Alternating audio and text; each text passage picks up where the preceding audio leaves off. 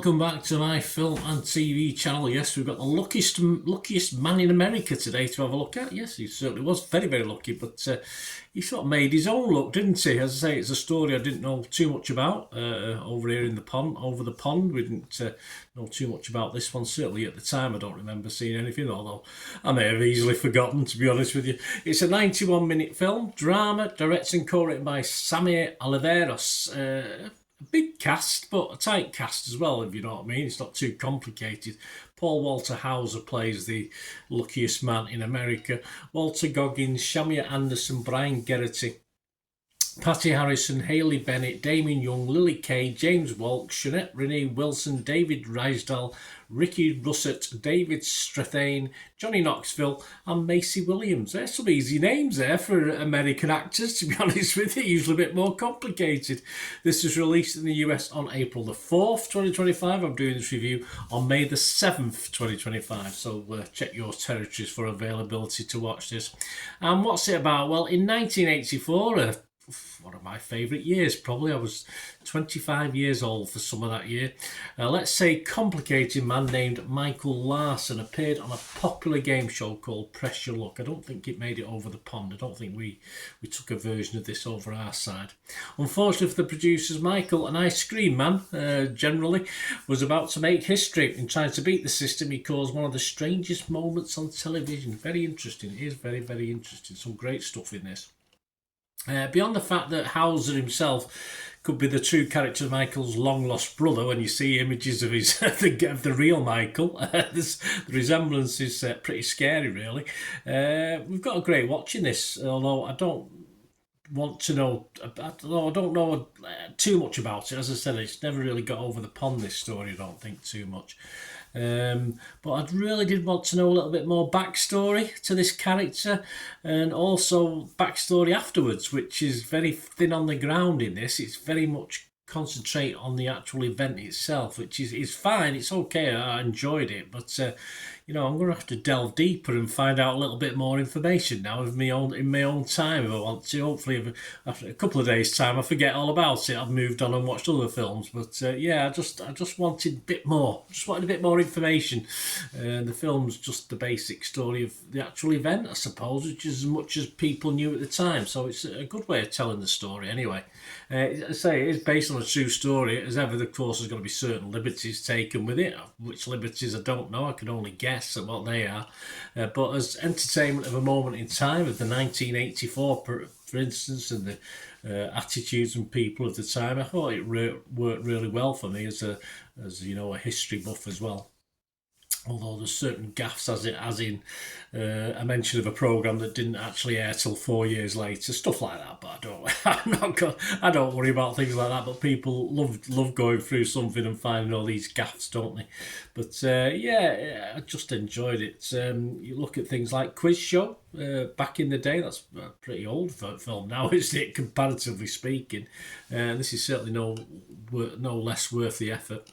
A great cast, as I said, well put together for presumably not the biggest of budgets. This film, it compares well, as I said, mentioned with Quiz Show, and of course the more very recent. If you've not watched it over in the US and other territories, if you've not watched the UK-based drama based on the Who Wants to Be a Millionaire scandal that was probably about 5 years ago, I think, from memory.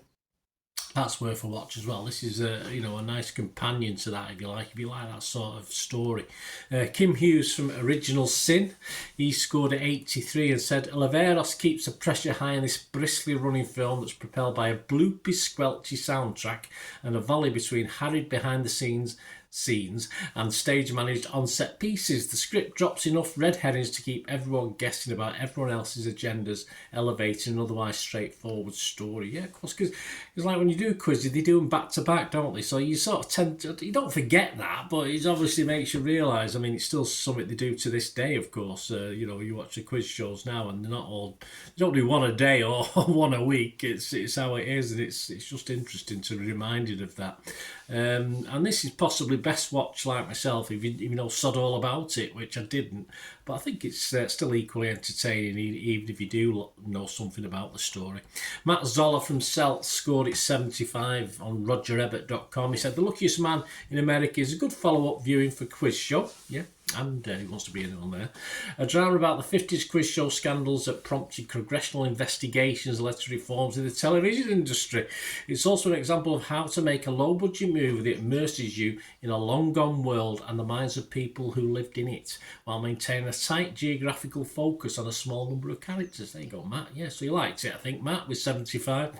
Stephen Salto from Variety was one of the few not overly impressed with this. He only scored it 50. He said, with such a wealth of talent at its disposal, the luckiest man in America is strange and never as satisfying as it should be. I thought it was still satisfying. Yeah, I mean, there was still...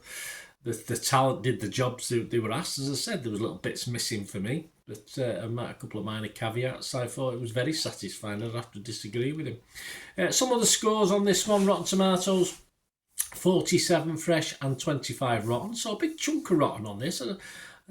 Difficult to wonder why, apart from, say, they're a bit frustrated like me, a little bit less of not too much backstory, etc. But the consensus reads, if The Luckiest Man in America doesn't fully deliver on the potential of its sensational true story, it probably could have been made into a little mini-series, couldn't it? It fortunately has Paul Walter Hauser on hand to provide some welcome emotional complexity. Yes, he does a great job in this. Metacritic, which uses an average, of course, scored it 67 out of 100. That's based on just 11 critics, so 7 were positive, 4 were mixed, and there was no negative, though, so that's good. Rotten Tomatoes users liked it, 3.5 out of 5, 61%. Internet Movie Database, just over 700, so not a vast amount of reviews and scores, but it's getting a 6.5, and I think that's fine. That's fine, I say some of the Rotten Tomatoes there. I'm not too sure why it's such a high rotten on the Rotten Tomatoes, to be honest with you, but hey, it's all opinions, isn't it, as you know. Personally, I scored it fresh on Rotten Tomatoes. I was positive on Metacritic, and I'm going to give this a very watchable score of 7 out of 10. If you like things like the quiz show and Who Wants to Be a Millionaire, and you don't mind perhaps going away afterwards and finding out a few things yourself, and that's research yourself. If you like doing that sort of thing, if you're retired, you've got plenty of time. So there you go, because I wouldn't have minded knowing a little bit more, but hey, it was a very enjoyable watch, I must admit, for something that I knew absolutely nothing about. Simple as that. I didn't know anything about it, so I watched it fresh, and it just really some of the things that happened. As I said, there might be dramatic license in it, but it's still very, very interesting to watch. Let us know your scores. Let us know your comments, guys, please. If you are.